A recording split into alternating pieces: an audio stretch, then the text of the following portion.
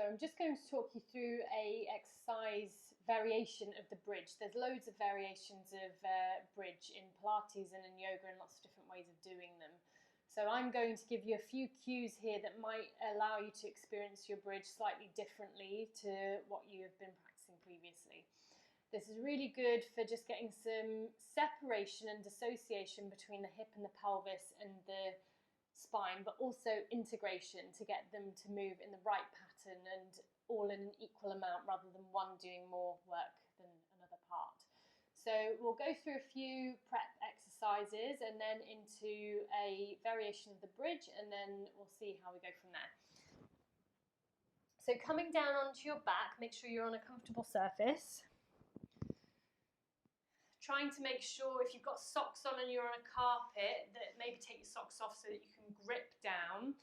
You want the feet to be nice and stable. And then when you're ready, making sure that your head's nice and in line and not resting onto your hair.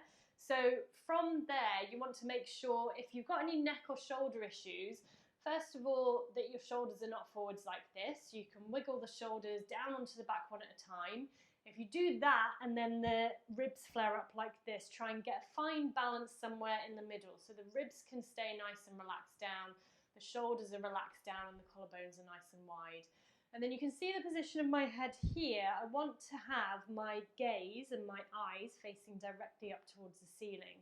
For a lot of us, we might find that the head is touching down like this, and you can see I've got quite a curve into the back of my neck and my gaze is going backwards.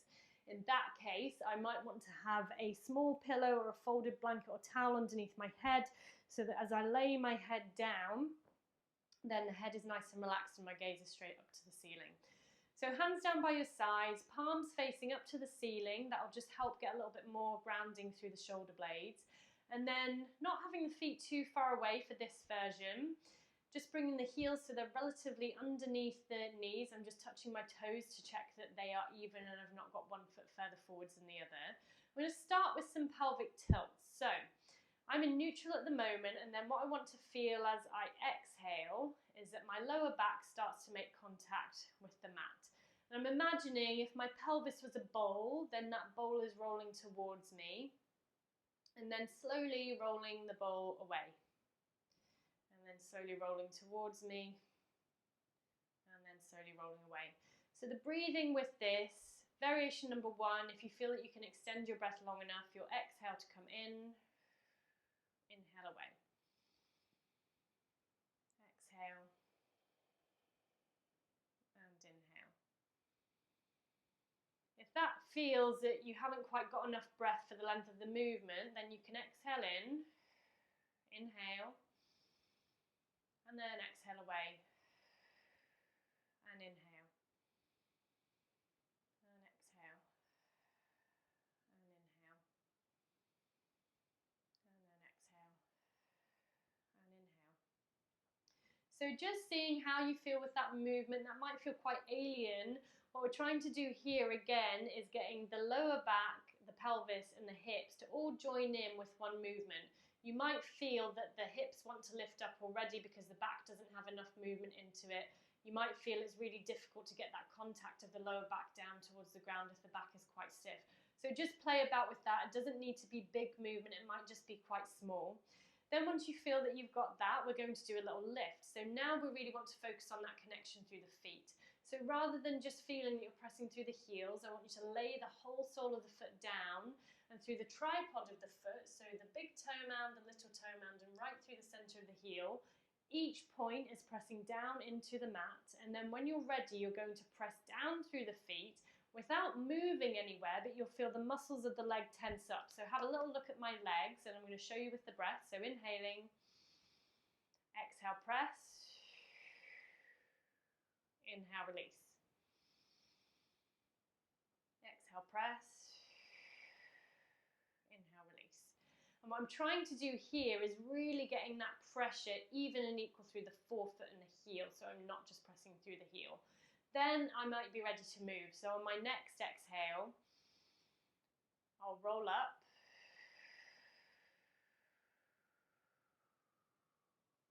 Inhale at the top. And exhale, roll down. what I'm looking for here now is I'm integrating the pelvic tilts with the lift up. So I'm not just lifting up off the ground and letting the bum come down first. I'm rolling up away from the ground and then rolling back down again. So we'll do that a few more times. So breathing in to prepare. Exhale, roll. Inhale at the top. Exhale down. Inhale at the bottom. Exhale, roll.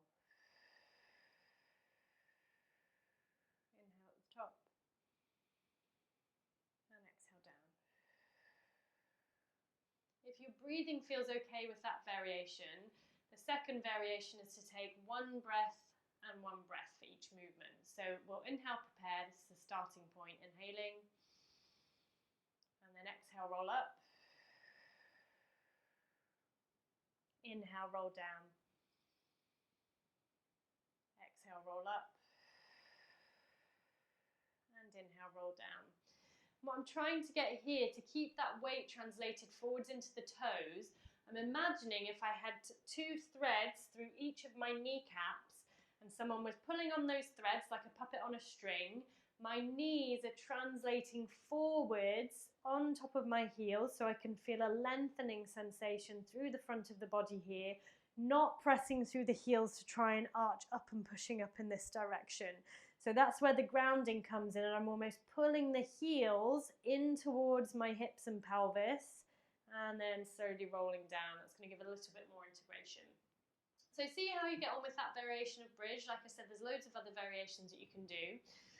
This is one of them, and it's just going to help integrate a little bit of connection in between the hips and the pelvis and the back, but also identify areas that you might be a bit tighter or stiffer or that are not moving quite as well.